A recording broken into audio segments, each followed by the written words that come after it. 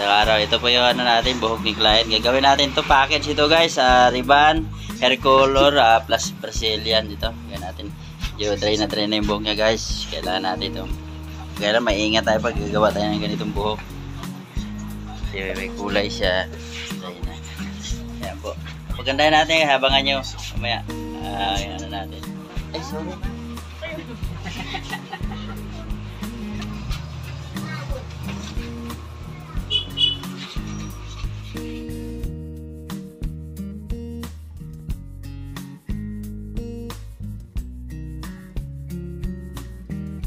Welcome to my channel, Jen Salon TV guys. May bago tayong video ngayon guys. Ano lang to? Pagandahin natin yung buhok ni client guys. Ribbon tayo. Package ito. Maraming salamat po sa mga nakapag-subscribe na. At God bless po sa atin lahat. Maraming salamat sa suporta nyo guys. Yung mga hindi pa po nakapag-subscribe, please subscribe mo kayo guys. Pray po yung subscription natin. Yung mga mahilig lang sa ganitong klaseng video. Yung mga hindi naman, okay lang naman kung hindi na kayo mag-subscribe. Maraming salamat po. Tara, panoorin na natin.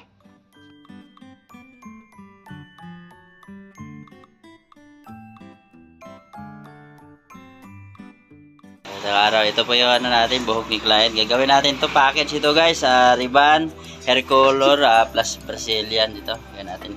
Dry na yung buhok niya guys. Kailangan natin ito. Kaya maingat tayo pag gagawa tayo ng ganitong buhok. Kasi may kulay siya. Dry na. Ayan po. Pagandahin natin, habangan nyo. Mamaya, ano natin. Yan. Ibabad muna natin to ng ano, ng conditioner, mga kasalon para tumibay yung buhok niya, medyo marupok. Ayan po, pag ganito pong klaseng buhok nila natin guys, masilag kasi ito. Kaya paliguan mo natin ng conditioner para hindi tayo maabutan ng putol-putol. Yan po mga para-paraan niya guys.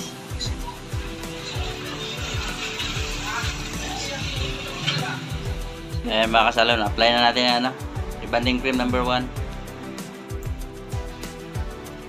Silan po yan guys, kailangan kunting natin yan, ingatan.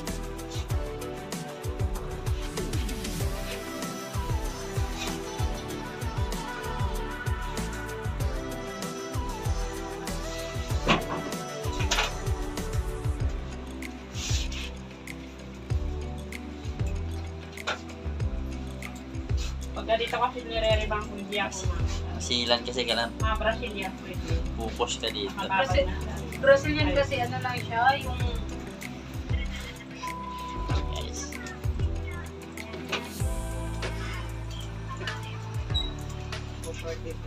Ay guys, patapos na tayo. Mga kasalon, tingnan nyo.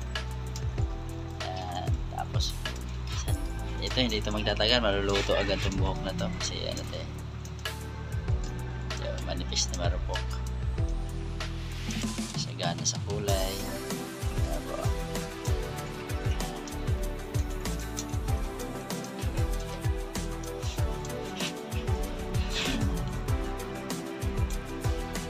Ayan mga kasalon, test strand tayo para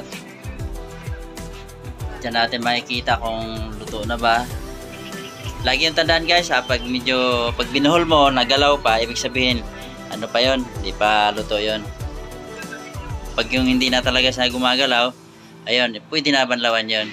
Ito, gumagalaw pa. Ayun, lumuluwag pa yung buhol. Ibig sabihin, hindi pa pwede yan. Balikan natin namaya. Guys, testing tayo ulit na kung luto na ba. Test run ulit. totoo talaga yung walang talaga yung ulam. Ayun, di pa, gumagalaw pa. Hindi pa, maya ulit. Balikan natin. Kasalon, okay na. Luto na yan. I-roll na natin yan kasi pwede na banlawan yan. Luto na. Close na yung gate. Yan. Ayoko lang na sana pumunta kasi napakagod na kami sa trabaho. Pag natapos yan, pwede na banlawan yan.